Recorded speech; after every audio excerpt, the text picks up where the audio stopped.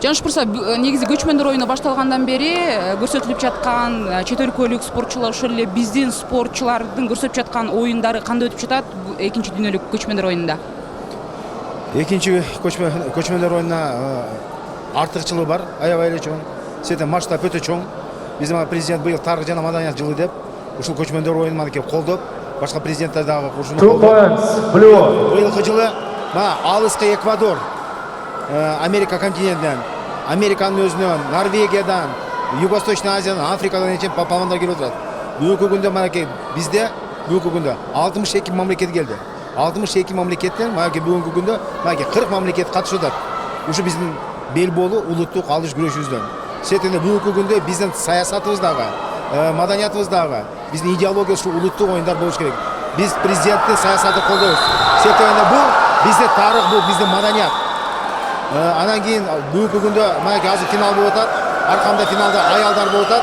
Аялдар Туркменстан менен Иран.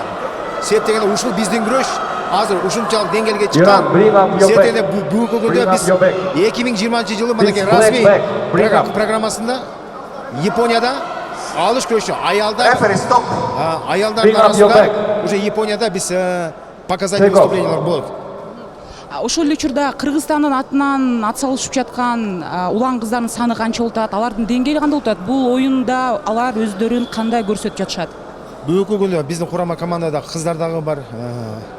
Септегенде биз ошол кыздарсыз, аялдарсыз биз олимпиадага кире албайбыз. Септегенде дүйнөлүктө гендерный саясат бар. Ошон үчүн Султанбеков Чолпон Алыйын айткандай, биз аялсыз эч жака барбайбыз. Биз аялдар менен олимпиадага киришибиз керек. Манекей бүгүнкү күндө аялдар, эркектер тең-метең манекей кармашалар. Мана финалга азыр ошол ислам дини, исламдын мамлекетинен, ислам республика Иран менен манекей ошо Азия мамлекетинен манекей Туркменстанда ушул жерде азыр финалда катышып жатышат. Ошол учурда чет өлкөлүк спортчулар, жогоруда сиз санап өттүңүз, көптөгөн өлкөлөрдүн спортчулары катышып жатыр. Алардын деңгээли кандай? Биздин спортчуларга салыштырмалуу өздөрүн кандай көрсөтүп жатышат? Алардын деңгээли өтө аябай, мындай айтсам, бийик. Себеп дегенде биз өзүбүзгө эле ушул медалдарды алып коюп, биздин күрөш өркүндөп атса, значит башка мамлекеттер күч алып атат да. Себеп дегенде биздин күрөш, значит жагып атат. Биздин күрөш ошо башка мамлекетке тарап кетти. Ошон үчүн биздин бел болуу алыш күрөшүбүз деп. Алыш деген сөз бул манастан калган. Жерден үзүп ал, жан башка алып чап дегендей, ал дегендей ушундай сөздөр да. Ошон үчүн биз бүгүнкү күндө олимпиадага биринчи олимпийский чемпиондор кудду ушул биздин бел болуу алыш күрөшүнөн чыгат. Буга мен полностью ишенем. Бул биздин идеология, бул биздин маданиятыбыз, бул биздин тарыхыбыз. Жаныш Мырза, кайсы мамлекет спортчулары алдыда келе жатат? Мисалы, баягы айырмачылыктар болуп жатса керек? Бүгүнкү күндө Туркменстандын курама командасынын даярдыгы өтө жакшы. Мана көрүп атасыңар, финалдарда болуп атат. Түркменияныкы азыр эле манекей 55 килограммда Россиянын кызы манекей алтын медалды ээлеп алды. Сетен алар бардыгы ушул көчмөндөргө даярдагы аябай каттуу, аябай жакшы келишкен да биздин Өсүкөл жергесине. Кандай дагы ушул белбоо күрөшү боюнча, мисалы ошол эле Кыргызстандын упайына жараша, Кыргызстан үчүн эмнелер дагы жетишпей жатат? Балким дагы мүчүрүштүк жактары бардыр. Биздин белбоолу алыш күрөштө биз эч качан улуттук нускабызды кетирбешибиз керек. Бул биздин улуттук болгондон биздин тил обязательно ал жерде болуш керек. Алыш деген сөз, таза деген сөз болуш керек. Биздин адабий тилибизди Чыңгыз Айтматов дүйнөгө таратканбы?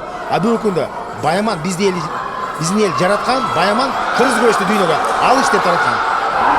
Жаныш Мырза, дагы бир суроо, негизи бул спортчулар, чет өлкөлүк спортчулар, сиз жогоруда айтып өттүңүз, мурунку биринчи оюнга караганда 60 ашык мамлекеттин өкүлдөрү катышып жатат. Негизи дал ушул белбоо күрөшүндө баягы ар бир өлкөнүн өзүнүн улуттар башка болгондуктан да эрежелери бирдей эле болобу же айырмачылыктар да болобу бул жерде? Ар бир улуттун өзүнүн күрөшү бар. Ар бир улут өзүнүн күрөшүн Международный олимпийский комитетке апарат. Казактар казак күрөштөп, түркмендер түркмен күрөштөп, өзбектер кыргыздар кыргыз күрөштөп. Бирок ошонун бардыгын, эрежесин топтоп, чогултуп, ушу дүйнөлүк аренага апарган Байаман Эркинбаев. Ошону алыш деп, бул орусча айтканда основатель этой борьбы. Бул ушу түптөгөн адам Байаман Эркинбаев. Ошон үчүн бул күрөш башка элдерге ошончо колдоо аябай зор болот. Рахмат сизге куруп берген маегиңиз үчүн. 1 point. Урматтуу Blue. теле көрүүчүлөр, бүгүнкү көчмөндөр экинчи дүйнөлүк оюнда алыш боюнча, же болбосо белбоо күрөшү боюнча өтүп жаткан мелдеш тууралуу, улуттук оюн тууралуу алыш федерациясынын мүчөсү Жаныш Ташматов менен маек курдук.